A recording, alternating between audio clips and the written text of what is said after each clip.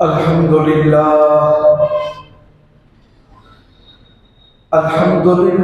وكفى وسلام على عباده الذين اصطفى أما بعد فأعوذ بالله من الشيطان الرجيم بسم الله الرحمن الرحيم وما أرسلناك إلا رحمة للعالمين صدق اللہ العظیم۔ بزرگان محترم، عزیز دوستو، گزشتہ جمعہ آپ کو بتایا گیا تھا کہ انشاءاللہ گزشتہ جمعہ سے کئی جمعہ تک پیارے آقا حضرت محمد رسول اللہ صلی اللہ علیہ وسلم کی سیرت کا تذکرہ ہوگا۔ اللہ نے ہمارے نبی کو قیامت تک آنے والے انسانوں کے لیے ہادی اور رہنما بنا کر بھیجا ہے۔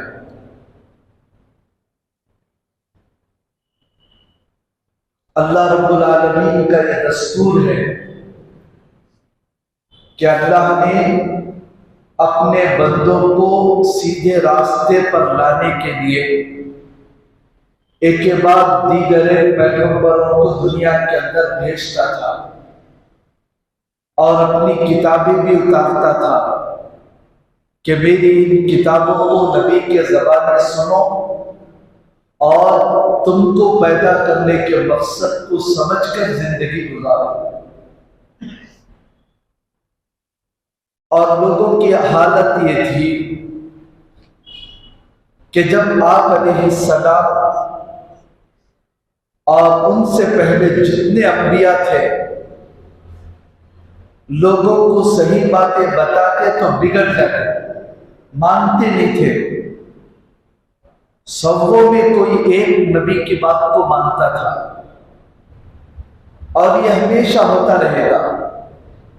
حق بات کو لوگ جلدی قبول نہیں کرتے۔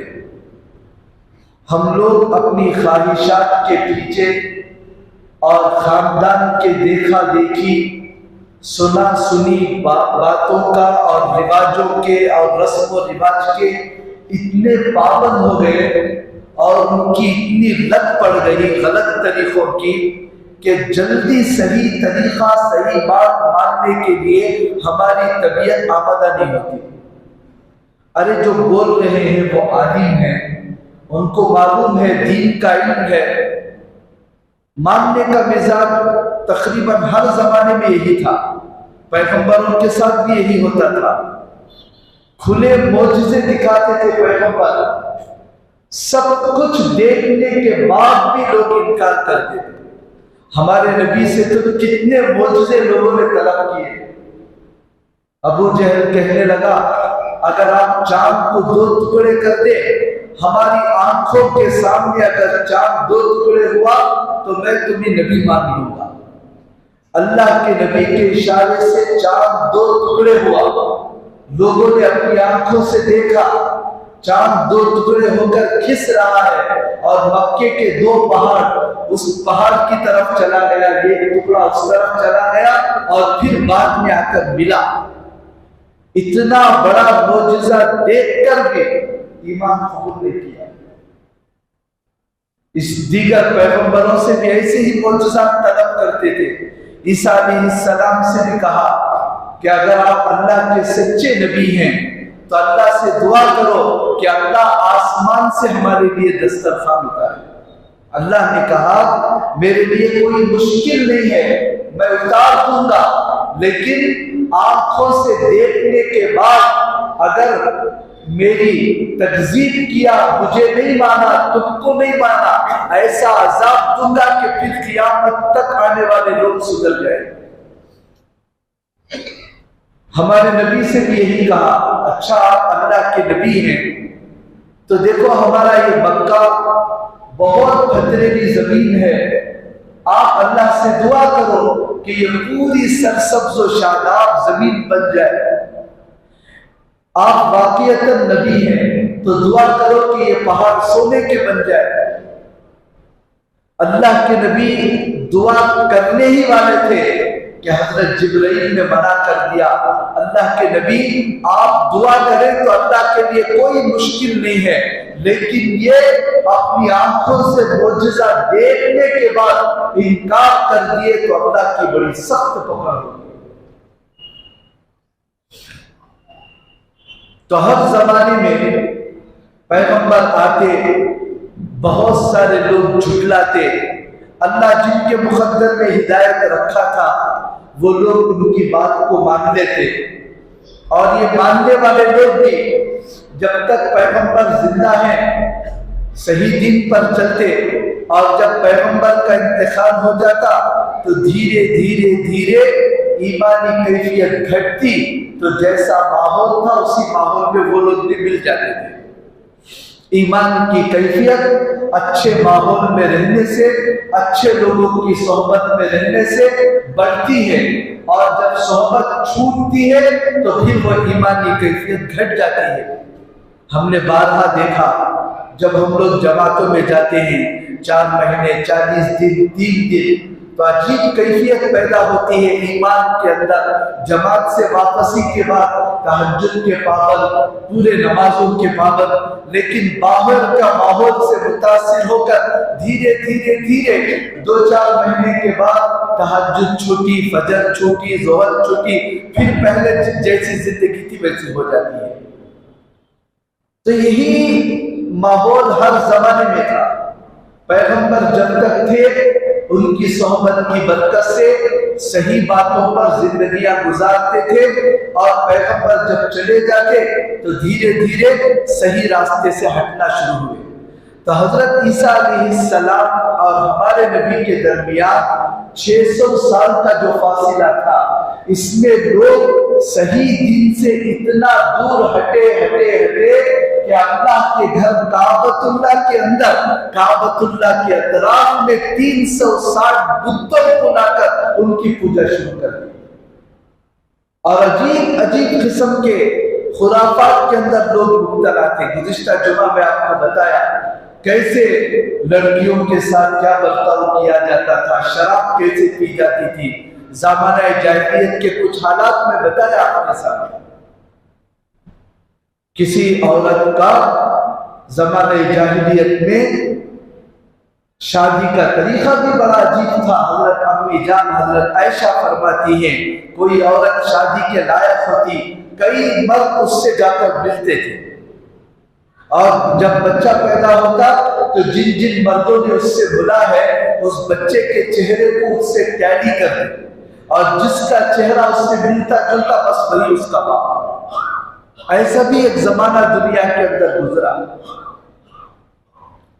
اور شوہر انتقال ہو جاتا تو یہ عقیدہ تھا کہ اسی عورت کی نحوست سے بنا ہے۔ وہ بیچاری عورت کو شوہر کے انتقال کے بعد گھر گاؤں کے باہر ایک کمرے کے اندر ڈال دیا جاتا، اور کئی دن کے بعد کمرہ کھول کر دیکھتے ابھی وہ عورت زندہ ہے تو اس کے چہرے پر کالی تھوپتے، پورا شہر گھماتے، اس کے بعد اسے اجازت دیتے جا اپنی باقی زندگی جی۔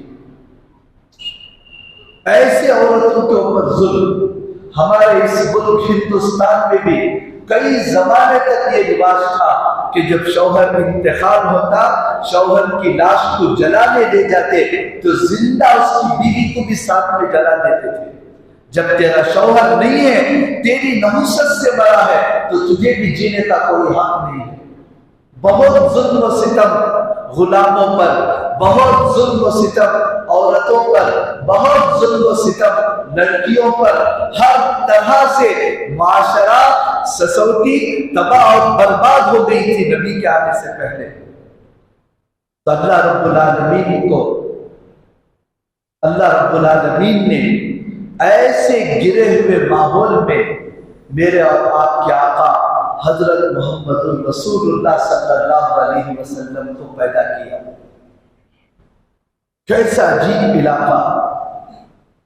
تو آپ کو پیدا کرنے کے لیے اللہ نے یہ کیسے خاندان کا انتخاب کیا کہ اس خاندان کے لوگ اتنا برے ماحول کے اندر بھی شرک سے بچتے تھے، بدعتوں سے بچتے تھے، شراب سے بچتے تھے، گندے کاموں سے بچتے تھے۔ چنانچہ ہمارے نبی کے پردادا ہاشم علماء نے لکھا ہے کم از کم ہر مسلمان مرد عورت کو ہمارے نبی کے تعلق سے 4 پشتوں تک تو نام یاد رکھنا چاہیے، نبی کا، نبی کے باپ کا، نبی کے دادا کا اور نبی کے پردادا کا 4 نام تو کم از کم ہر مسلمان کو یاد رکھنا چاہیے۔ ہمارے نبی کا نام محمد اور احمد 2 نام ہیں۔ مفسرین نے لکھا ہے تمام پیغمبروں میں 2 پیغمبر ایسے گزرے ہیں جن کے 2 نام تھے، ایک ہمارے نبی، ان کے 2 نام، اور ایک حضرت یعقوب علیہ السلام، ان کے بھی 2 نام، ایک یعقوب اور دوسرا نام تھا اسرائیل۔ انہی کے بچوں کو بنی اسرائیل کہتے ہیں، اسرائیل کے بچے۔ تو ہمارے نبی کا نام ہے محمد اور دوسرا نام ہے احمد۔ نبی کے ابا کا نام ہے عبداللہ اور دادا کا نام ہے عبد المطلب اور پردادا کا نام ہے ہاشم۔ ہاشم کے بارے میں لکھا ہے کہ ان کے پیشانی پر لوگ نبوت کا نور محسوس کرتے تھے، اتنا چمکتا تھا ان کا چہرہ، اتنی نورانیت تھی کہ ان کو چہرے کو دیکھ کر روم کے بادشاہ نے درخواست کی کہ میں اپنی بیٹی تمہارے نکاح میں دینا چاہتا ہوں۔ تو اللہ نے اس نور کو پتہ نہیں کس کن کے سلبوں سے منتقل کرتے ہوئے ہمارے نبی تک لایا ہے۔ ہمارے نبی کے ابا جن کا نام تھا عبداللہ، وہ جب جوان ہوئے تجارت کرنے کے لیے مدینے کو گئے، مکے سے مدینے کو۔ اس وقت مدینے کا نام تھا یثرب، وہاں گئے تجارت کے لیے۔ تو جاتے ہوئے راستے میں ایک عورت ملی، اس کا نام تھا فاطمہ۔ وہ عورت بڑی عالمہ تھی، فاضلہ تھی، اس زمانے میں تورات انجیل کی بڑی عالمہ تھی، بڑی اللہ والی تھی۔ اس عورت کی نگاہ پڑی عبداللہ پر، تو عبداللہ کو بلا کر درخواست کی کہ میں آپ سے نکاح کرنا چاہتی ہوں۔ عبداللہ نے انکار کر دیا، تو اس عورت نے ایک درخواست کی، چلو میری ایک آخری خواہش ہے، اس کو تو پورا کر دو۔ پوچھا کیا خواہش ہے؟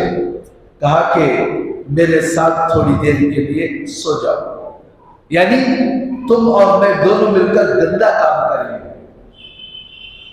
حضرت عبداللہ نے اسے آگ دلایا، عقل نہیں ہے، سمجھ نہیں ہے، لوگ تجھے عالمہ سمجھتے ہیں، تورات انجیل کی دیندار سمجھتے ہیں، اور تو ایسے کام کی دعوت دیتی ہے۔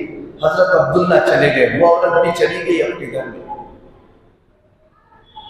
تجارت کے لیے جب گئے تو ایسا وقت آیا، ایسا ماحول پیش آیا کہ وہیں پر عبداللہ کی شادی ہوئی ایک عورت سے جن کا نام تھا بی بی آمینہ۔ ہمارے نبی کے امی کا نام ہے، وہ مدینے کی رہنے والے، ان سے نکاح ہوا۔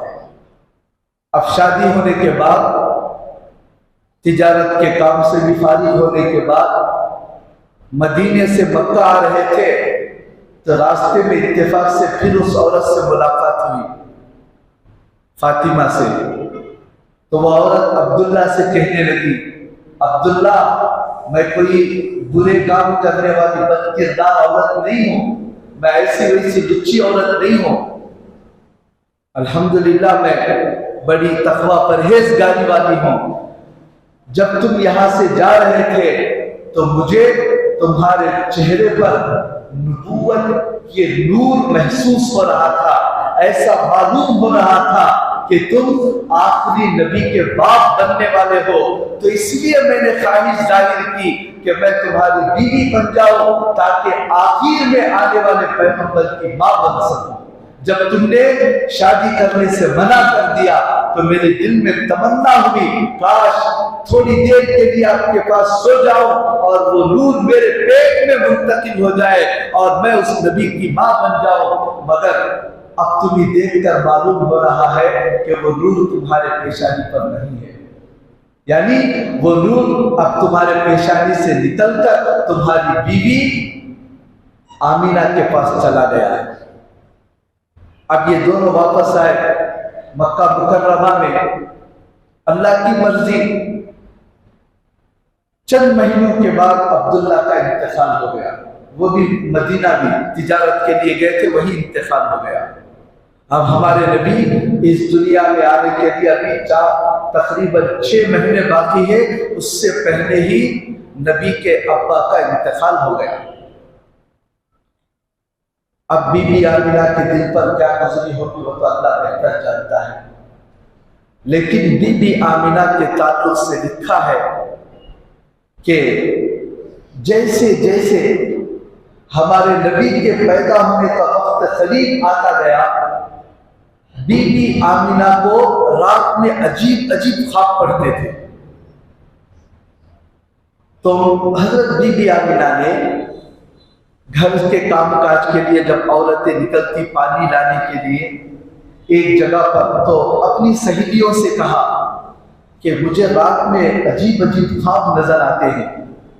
تو عورتوں نے کہا کہ ارے تو حاملہ ہے، تو ایک بچے کی ماں بننے والی ہے، تو ایسے زمانے میں ایسے خواب نظر آیا کرتے ہیں، اس لیے عورتوں نے رائے دی ایک کام کر اپنے ہاتھ میں ایک لوہے کا کڑا ڈال لے، اس کی وجہ سے پھر ایسے خواب نظر نہیں آئیں گے۔ تو ان کی بات مان کر بی بی آمینہ نے ایک کڑا ڈال لیا۔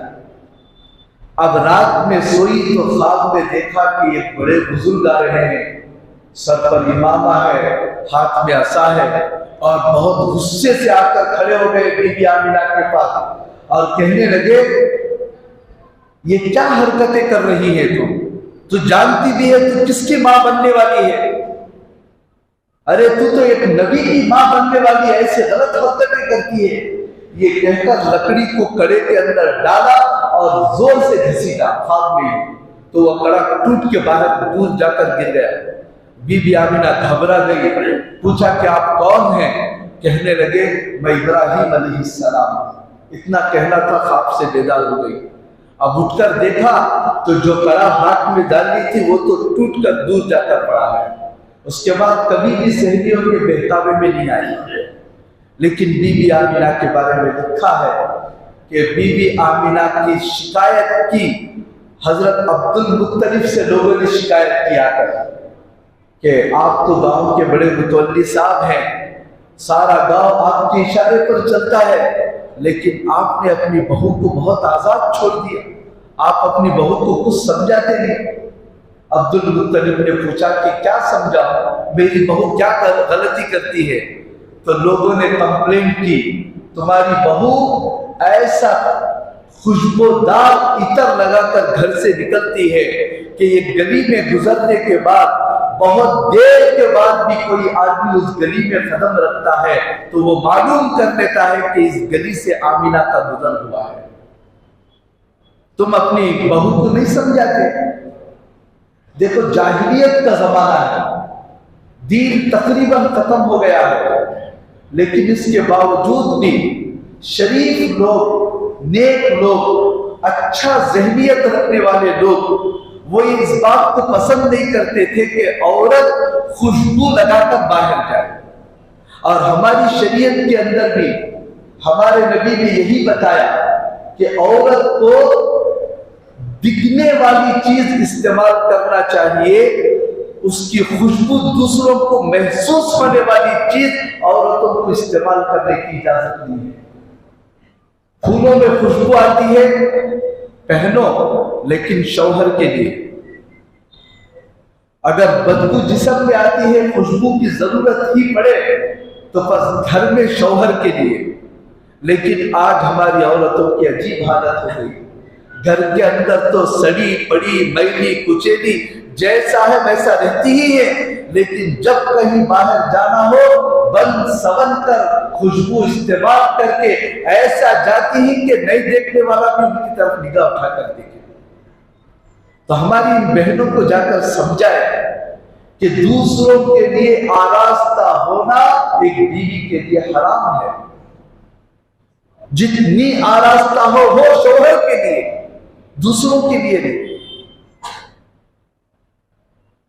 हमारी नौजवान बच्चियां कॉलेज जा रही हैं, स्कूल जा रही हैं, वो भी परफ्यूम इस्तेमाल करते हुए, खुशबू इस्तेमाल करके, ऐसा खुशबू के कई लोग सुनते हैं। अल्लाह के नबी ने फरमाया अगर कोई औरत ऐसा खुशबू वाला इत्र यूज करे और परफ्यूम यूज करे कि उसकी खुशबू अगर किसी मर्द ने, गैर मर्द ने महसूस किया तो वो औरत जानिया के हुक्म में, बदकारी करने वाली के हुक्म में। मेहंदी लगाना है तो लगाए, जेवर पहनना हो तो पहने, दिखने वाली जितनी खूबसूरती है उसे इस्तेमाल करें। लेकिन हम लोग उल्टा बन रहे हैं, मर्द औरतें बन रही हैं और अब मर्दों की नखाली कर रहे हैं। अब मर्दों को शौक हो गया औरतों के जैसा गले में चेन पहनने का, हाथ में ब्रासलेट डालने का, और पता नहीं अजीब अजीब तरीके। मैंने मुसलमान मर्दों को देखा, नौजवान बच्चों को, कि वो चोटी रखे हुए। अल्लाह की नबी के ने लानत की है ऐसे मर्दों पर जो औरतों की नखाली करे, और लानत है उन औरतों पर जो मर्द की नखाली करे। बड़े अजीब दौर से हम लोग गुजर रहे हैं। मर्दों को औरतें बनने की ख्वाहिश और औरतों को मर्द बनने की ख्वाहिश। तो बीबी आमीना, लोगों ने शिकायत की कि तुम अपनी बहू को नहीं समझाते, कैसे खुशबू इस्तेमाल करके जाती हैं। तो अब्दुल मुत्तलिब ने भी महसूस किया कि वाकईतन बहू के जिस्म से खुशबू आती है, लेकिन इस बात पर हैरान थे, उनको कुछ समझ में नहीं आता था कि इनको इतर लाकर देता कौन है। घर में मैं हूं, मेरी बीवी है, बस तीन के अलावा घर में कोई नहीं है। आखिर आमिना को खुशबू कौन ला के देता है, कहां से लगाती है इतर? और इतनी खुशबू वाला इतर कि मक्के के किसी भी खुशबू के दुकान में ऐसी खुशबू नहीं मिलती, ये आमिना के जिस्म से कैसे आती है? तो उन्होंने अपनी बीवी को बुलाया, अब्दुल मुत्तलिब की बीवी, जिनका नाम था फातिमा, हजरत बीबी आमिना की सास लगती है, हमारे नबी की दादी साहिबा।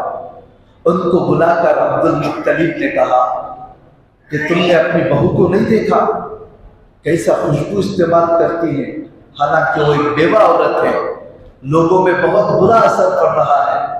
तुम जाओ और जाकर अपनी बहू को समझाओ कि इस तरह खुशबू इस्तेमाल ना करें। तो किताबों में लिखा है कि फातिमा का जवाब था, सास का जवाब था बहू के ताल्लुक से कि आजकल आमिना के चेहरे पर ऐसा रोग है कि मैं जब आमिना को देखती हूं तो मेरे हाथ पैर कांपने लगते हैं, मुझे डर शुरू हो जाता है, इसलिए मेरे अंदर आमिना को बात करने की हिम्मत नहीं है, तुम खुद जाकर आमिना को समझाओ। तो अब्दुल मुत्तलिब ने आमिना को बुलाकर प्यार मोहब्बत से समझाया कि बेटी, लोग शिकायत कर रहे हैं और मैं खुद देख रहा हूं कि तुम बहुत बेहतरीन खुशबू वाला इत्र यूज करते हो, आखिर तुम्हें इत्र ला के कौन देता है? तो हजरत आमिना को रोना आ गया, अब्बा जान, क्या आप मेरे ताल्लुक से बदगुमानी करते हैं? मैंने कोई इत्र इस्तेमाल नहीं किया, ये तो सब मेरे पेट में जो बच्चा है उसकी बरकतें हैं।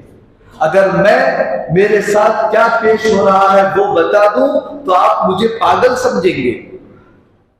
अब्दुल मुत्तलिब ने पूछा कि बेटी तुम्हें क्या हो रहा है?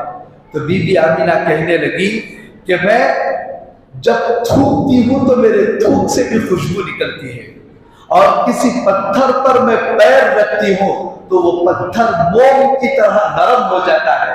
जब पहाड़ों पर गुजरती हूं तो पहाड़ मुझसे बातें करती हैं کسی دیوار کے پاس جاتی ہوں تو دیوار مجھ سے باتیں کرتی ہے، کسی درختوں کے پاس جاتی ہوں تو وہ درخت کے پتے جھک کر مجھے سلام کرتے ہیں، ستاروں کو دیکھتی ہوں تو ستارے مجھے سلامی پیش کرتے ہیں، یہاں تک کہ ان کی سہیلیوں کے ساتھ کنویں کے پاس پانی لانے کے لیے جاتی بی بی آمنہ، ان کی سب سہیلیاں رسی لے کر ڈول لے کر پانی سینتی تھی، لیکن بی بی آمنہ جب کنویں کے پاس جاتی تو پانی خود ابلتا ہوا اوپر آ جاتا تھا۔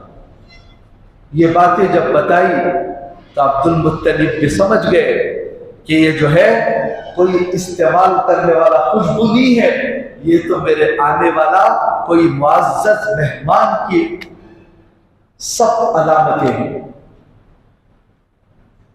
اب جیسے جیسے وہ وقت آیا جس رات میں میرے اور آپ کے آقا حضرت محمد الرسول اللہ صلی اللہ علیہ وسلم کو اس دنیا میں تشریف لانا تھا، تو تمام کتابوں کے اندر لکھا ہوا ہے کہ اس رات کے اندر پوری دنیا کے اندر ایک عجیب انقلاب پیدا ہوا۔ ملک فارس میں لوگ آگ کی پوجا کرنے والے، ایک بہت بڑا ان کا آتش کدہ تھا، اس کے اندر انہوں نے آگ جلائی تھی، بہت بڑی بڑی لکڑیاں لا کر ڈالتے، آگ جلتی رہتی، لوگ آگ کو خدا سمجھ کر اس کی پوجا کرتے تھے، اس آگ کی تپش کو کم ہونے نہیں دیتے تھے، باقاعدہ لوگ اس کے لیے باری باری طے ہوتے تھے، ذرا آگ ٹھنڈی پڑنے آتی تو فوراً لکڑیوں کو ڈال کر آگ کو گرم کیا جاتا تھا، کبھی بھی ایک منٹ کے لیے آگ کو کم ہونے نہیں دیتے تھے۔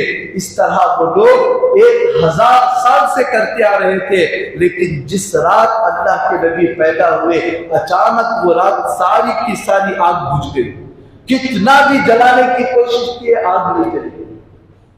تو وہیں پر ایک سمندر تھا جس کو دریائے ساوا کہتے ہیں، اور وہ لوگ شرک کی رسمیں اس سمندر کے اندر جا کر کیا کرتے تھے، اپنے پیدا ہونے والے بچوں کو اس میں ڈباتے تھے اور خود جا کر ڈوبتے تھے۔ عجیب عجیب اس سمندر کے تعلق سے ان کی من گھڑت عقائد تھے۔ تو اس رات اچانک وہ دریا کا پانی سوکھ گیا، علماء نے لکھا ہے ایسا پانی ختم ہو گیا، دیکھنے والوں کو محسوس ہوتا تھا کہ شاید اس زمین میں کبھی بارش کا پانی بھی نہیں پڑا ہے، پورا کا پورا دریا سوکھ گیا۔ لوگ حیران ہو کر بھاگے ہوئے بادشاہ کے پاس گئے، وہاں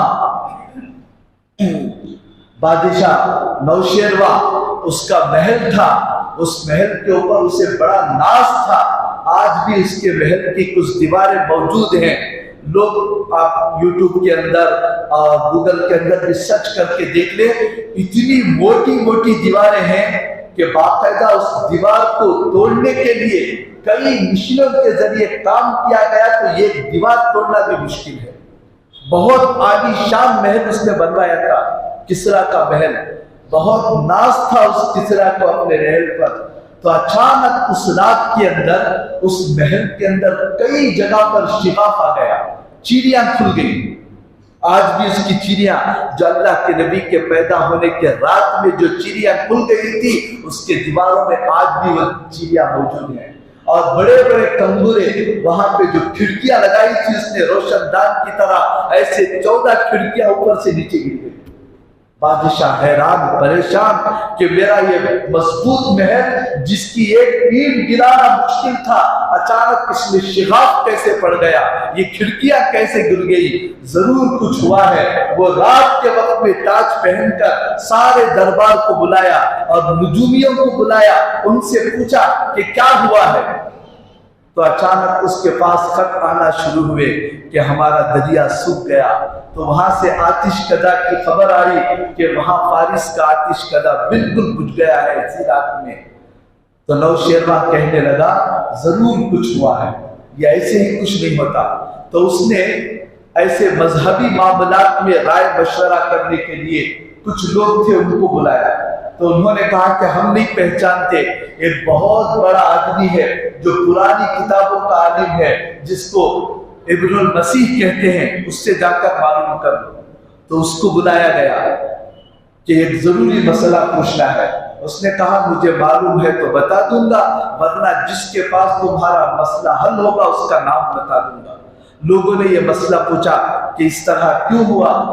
تو اس نے کہا کہ مجھے بھی اس کا علم نہیں ہے، البتہ میرے ایک ماموں ہیں، وہ ملک کے شام میں رہتے ہیں اور وہ بہت بڑے جادوگر ہیں اور ان کی عمر 700 سال ہے، اگر ان کے پاس جائیں گے تو آپ کا جواب مل جائے گا. تو بادشاہ نے بہت تیز رفتار سواریوں کا، گھوڑوں کا انتظام کیا، خود عبد المسیح کو بھی بھیجا، وہ بھی بہت تیزی کے ساتھ گیا.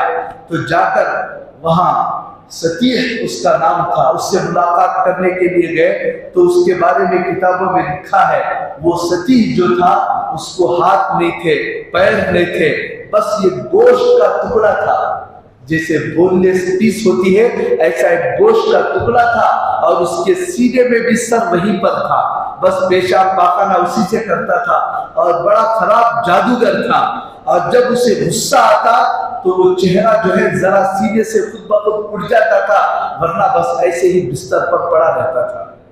تو وہ ستیح کے پاس لوگ آئے پریشان ہو کر. سو ستیح کے پاس آتے ہی اور ابھی اس سے سوال بھی نہیں کیے، وہ ستیح خود کہنے لگا تم اسی لیے میرے پاس آئے ہو کہ فارس کا آتش کدہ کیوں بجھ گیا ہے، دریائے ساوا کیوں سوکھ گیا ہے، اور نوشیروان کا محل اس کے اندر شگاف کیوں آ گئے ہیں، اس کے کنگورے اوپر سے ٹوٹ کر کیوں گر پڑے ہیں، اسی کے بارے میں معلوم کرنے کے لیے آئے ہو نا؟ تو لوگوں نے کہا کہ ہاں بالکل یہی پوچھنے کے لیے. تو اس نے جواب دیا جاؤ جا کر بادشاہ سے کہو کہ جس نبی کا انتظار تھا وہ نبی پیدا ہو چکا ہے، اسی کے آنے کی برکت سے کفر و شرک اور توحید کے خلاف جو کچھ دنیا میں ہو رہا تھا اللہ نے اسی رات میں آن کے آن میں بجھا کر بتا دیا کہ اب آگ کی پوجا کو چھڑانے والا اور لوگوں کے سامنے جھکنے سے بچانے والا وہ آخری پیغمبر آ چکا ہے، اب ان چیزوں کی کوئی ضرورت نہیں ہے. تو میرے نبی کے آنے سے پہلے دنیا کے اندر عجیب انقلاب، اور نبی جس رات میں پیدا ہوئے ہیں، جس رات میں پیدا ہوئے ہیں، لکھا ہے کتابوں میں کہ نبی کے گھر کے اندر اتنا اندھیرا تھا کہ چراغ جلانے کے لیے نبی کے گھر والوں کے پاس تیل نہیں تھا. حضرت عبد الرحمن بن عوف رضی اللہ عنہ کی ماں اور حضرت عثمان بن العاص رضی اللہ عنہ کی ماں، ان دونوں کی مائیں وہاں پر موجود تھی. انہوں نے مشورہ کیا کہ دیکھو آمینہ کے بچہ پیدا ہونے کا وقت ہے، گھر میں کوئی روشنی نہیں ہے، کہیں پر بھی جا کر کچھ انتظام کر لیں. تو بی بی آمینہ فرماتی ہیں میں نے دیکھا کہ اچانک میرے کمرے کے اندر کوئی لمبی لمبی خط کی عورتیں داخل ہوئی، بڑی بڑی عورتیں آ کر سامنے کھڑی ہو گئی. بی بی آمینہ نے پوچھا کہ تم کون ہو؟ تو ایک عورت نے کہا میرا نام آسیہ ہے، میں نے ہی موسیٰ کو اپنے گود میں پالا ہے. تو دوسری عورت کہنے لگی میرا نام مریم ہے، میں عیسیٰ کی ماں ہوں، اللہ نے آخری تمہارے پاس جو ہونے والا بچہ ہے اس کی استقبال کے لیے اللہ نے ہم لوگوں کو بھیجا ہے. اب وہ آئے، عجیب نظام کہ وہ آ کر کے حضرت بی بی آمینہ کہتی ہیں وہ کچھ پانی لائے تھے اور میرے پیٹ پر رکھا، اتنی ٹھنڈک محسوس ہوئی، دودھ سے زیادہ سفید وہ پانی تھا، برف سے زیادہ ٹھنڈا وہ پانی تھا، میرے پیٹ پر انہوں نے رکھا اور کسی نے محبت سے کہا آئیے تشریف لائیے، اللہ کا نام لے کر تشریف لائیے. تو بی بی آمینہ کہتی ہیں نبی کے پیدا ہونے کی کوئی تکلیف مجھے محسوس نہیں ہوئی، اور نبی پیدا ہو گئے، اچانک سارے گھر کے اندر نور پھیل گیا.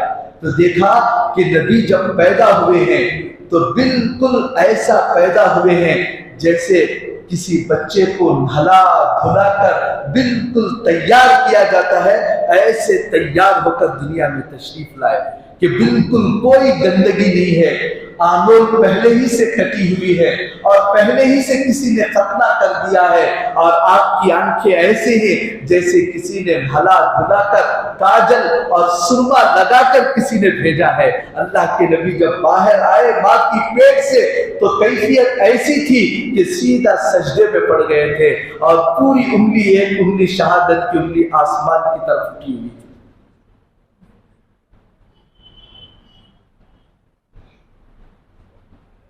उनके दादा अब्दुल मुत्तलिब को इत्तला दी गई कि आपको पोता पैदा हुआ है।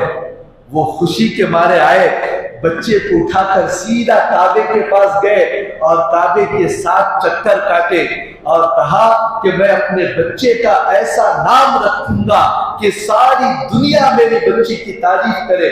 तो उन्होंने कहा कि मैं अपने बच्चे का नाम मोहम्मद रखूंगा, वो ऐसा नाम कि मक्के की जमीन पर रहने वालों ने कभी भी वो नाम नहीं सुना था। गए और जाकर अपनी बहू से इत्तला दिया, बच्चे का क्या नाम रखें? उन्होंने कहा कि मैं अपने बच्चे का नाम अहमद रखना चाहती हूँ। अल्लाह ने उनके दिल में डाला था। हदीस पाक में आता है ये 2 नाम ऐसे हैं, जब से ये कायनात बनी अल्लाह ने इन 2 नामों को नबी के लिए छुपा कर रखा था, किसी ने वो नाम नहीं रखे थे। मोहम्मद, अहमद, इतना प्यारा नाम है।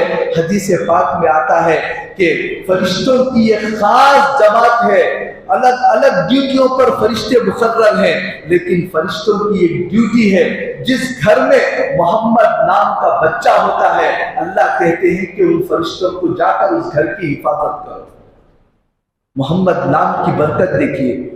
सीरत हलबिया बहुत ही मशहूर अल्लाह के नबी की जिंदगी पर तकरीबन 8-10 जिल्दों पर किताब लिखी गई है।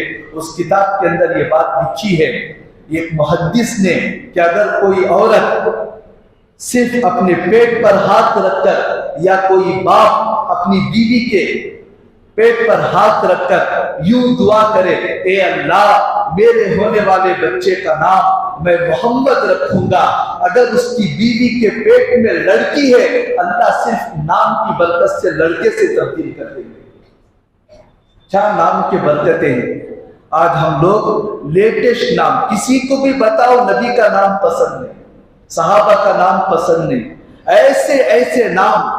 सबसे पहले बच्चे पैदा हुए तो आजकल का माहौल इंटरनेट में चलते हैं कि बच्चे का नाम क्या है, बॉयज नेम्स, गर्ल्स नेम्स, और आप देखते हैं इंटरनेट में ज्यादातर उन बच्चों के नाम है जिन्होंने यहूदियों ने रखा है, ईसाइयों ने रखा है। हमारे मुसलमानों के कई बच्चों के नाम ईसाइयों के नाम है, यहूदियों के नाम है। क्यों? बस अट्रैक्शन, नाम लेने में बड़ा लेटेस्ट नाम है, किसी ने भी नहीं रखा। ये आजकल माहौल हो गया कि ऐसा नाम बताओ मौलाना कि किसी ने भी ना रखा। मेरे दोस्तों, हमारे नबी ने तालीम दी कि अपने बच्चों के नाम सहाबा के नाम पर, नबियों के नाम पर, औलिया के नाम पर, नेक लोग जो गुजर चुके हैं उनके नाम पर अपने बच्चों के नाम रखेंगे तो उनके सिफात हमारे बच्चों के अंदर आएंगे। नाच गाने वाले, फिल्मों में नाचने वाले, चंद पैसों पर बेहयाई का तमाशा दिखाने वाले बदकिरदार औरतों के नाम अपने बच्चों पर रखेंगे तो वही असरात हमारे बच्चों पर पड़ेंगे। अब बाकी जो हिस्सा है सीरत वो तो इंशाअल्लाह चलता रहेगा, मैं बाद में बताऊंगा। आखिर में एक बात मैं बता देता हूँ, तहकीक की बात जो कई मर्तबा मैंने बताया कि अल्लाह के नबी जब पैदा हुए वो कौन सी तारीख थी, कौन सी तारीख थी। आम तौर पर लोगों में मशहूर है 12 रबीउल अव्वल को अल्लाह के नबी पैदा हुए, इसलिए क्या करते हैं, जलसे करते हैं, जुलूस निकालते हैं, झंडे चढ़ाते हैं। और अल्लाह की पनाह हम में और गैरों में कुछ भी फर्क नहीं है। आजकल गणेश की जो ईद है, जैसा वो लोग नाच रहे हैं, जैसे बाजे बजा रहे हैं, जैसे अपने स्पीकर के अंदर गाने डाल रहे हैं, हमारे मुसलमान भी बिल्कुल रबीउल अव्वल के मौके पर वही कर रहे हैं, 12 रबीउल अव्वल के मौके पर। آپ ساری کتابیں اٹھا کر دیکھ لیں، آج سے 100 سال پہلے ملک بادشاہ نامی مصر کے اندر ایک بادشاہ تھا، اس نے یہی اختلاف کو دیکھ کر تقریباً 100-150 علماء کو بٹھا کر صرف اس بات پر علماء سے کہا کہ پوری تحقیق کرو، تحقیق کر کے بتاؤ کہ نبی کے پیدا ہونے کی اور وفات کی تاریخ کیا ہے۔ ان علماء نے بہت تحقیق کرنے کے بعد یہ نتیجہ نکالا کہ 9 ربیع الاول اللہ کے نبی کی پیدائش کا دن ہے اور 12 ربیع الاول نبی کے وفات کا دن ہے۔ اور ابھی چند مہینے پہلے ہمارے ہندوستان کے ایک بزرگ جو باہر ملک میں ہیں، انہوں نے کیلنڈر لکھا ہے، اور ایسا کیلنڈر کہ چاند کا کیلنڈر انہوں نے بنایا، آج تک کسی نے نہیں بنایا تھا۔ لیکن آج ٹیکنالوجی اتنی بڑھ گئی ہے کہ انہوں نے 30 سال کا چاند کا کیلنڈر نکال دیا ہے۔ ابھی تو ہم لوگ اتنی ٹیکنالوجی کے اوپر ہم لوگ یہ انگریزی کیلنڈر بھی 10-20 سال کا نہیں نکال سکتے، لیکن انہوں نے چاند کا 30 سال کا کیلنڈر نکال دیا ہے۔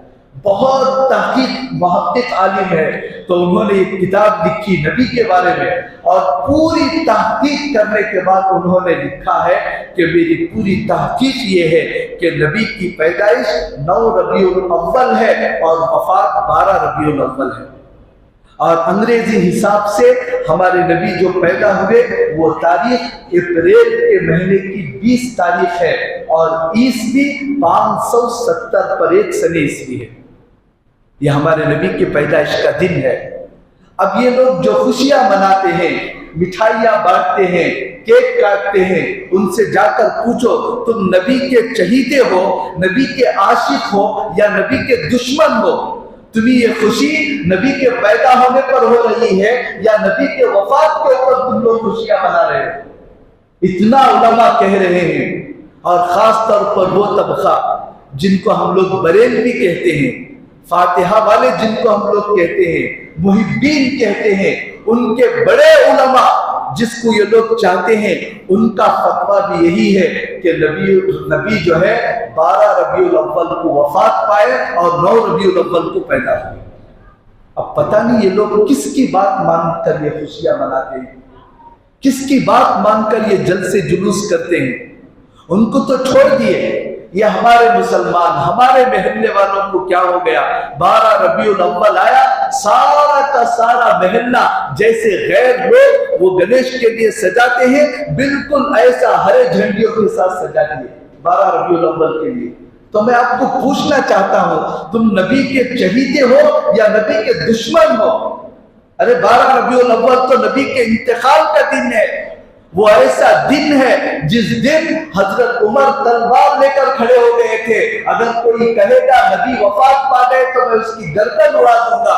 صحابہ کی عجیب کیفیت ہو گئی تھی، اس دن میں یہ لوگ خوشیاں مات رہے ہیں اور آگے بڑھ کر کیک کاٹ رہے ہیں۔ ایک ویڈیو میں نے دیکھا، اتنی لمبی داڑھی والے سب بڑے بڑے پھیٹا لگا کر ہیپی برتھ ڈے یا رسول اللہ کہہ کر کیک کاٹ رہے ہیں۔ کہاں جا رہے ہیں ہم لوگ؟ کس کے نقش قدم پر چل رہے ہیں؟ یہ کیا نبی سے محبت کا دعویٰ ہے؟ نبی سے محبت کا واقعتاً دعویٰ ہے تو سر کے بال سے لے کر پیر کے ناخن تک بتانا چاہیے کہ میں نبی کا چاہنے والا، لیکن حالت یہ ہے ہمیں نہ تو نبی کا چہرہ پسند ہے، نہ نبی کا لباس پسند ہے، نہ نبی کا طور طریقہ پسند ہے۔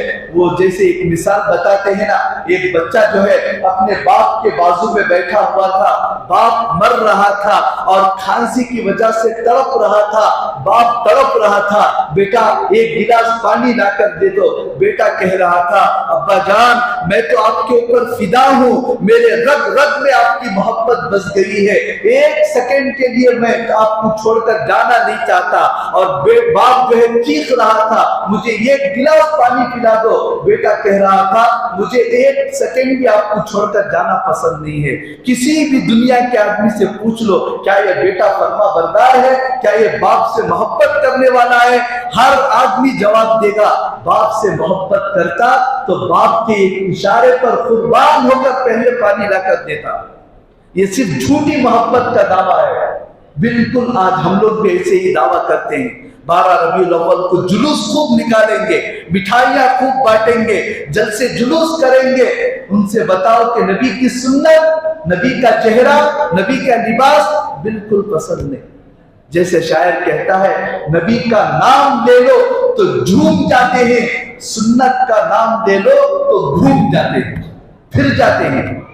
ہمیں سنتیں نہیں چاہتے، بس نبی کے نام پر پیسے اڑانا، جلسے اڑانا، خواہش کے دین پر ہم لوگ عمل کر رہے ہیں۔ تو بس آج کے اس جمعہ میں یہ بتانا چاہتا ہوں کہ ہمارے نبی کی اس مہینے کے اندر پیدائش ہوئی، اسی مہینے کے اندر وفات ہوئی۔ یہ مہینہ واقعتاً ساری کائنات کے لیے بہار کا مہینہ تھا۔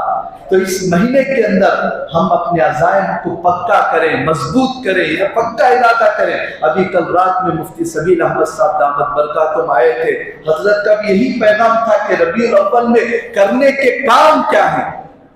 نبی کی زندگی کو پوری سیرت کا مطالعہ کریں، ان کے اندر جو جذبہ تھا، ان کے اندر جو فکریں تھی، ان کے اندر جو اڑن تھا، اس چیز کو اپنے جسم کے اندر، اپنے دل کے اندر دینے کی ضرورت ہے۔ یہ جتنی خرافات ہیں ان کو چھوڑ دو، ختم کر دو۔ چاہے آپ کے دوست آپ کو بلائیں، آپ کے رشتہ دار آپ کو بلائیں، ایسے مجلسوں میں کبھی شریک نہیں ہونا چاہیے۔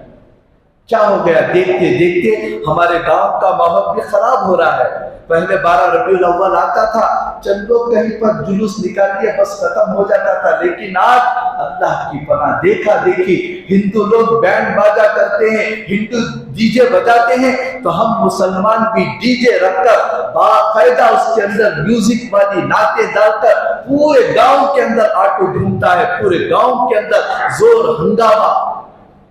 ابھی کس کو بتانا چاہتے ہیں؟ یہ کون سی محبت ہے؟ کون سا دین ہے؟ کس نے بتایا ایسے 12 ربیع الاول کو جلوس جلسے نکالنے کا؟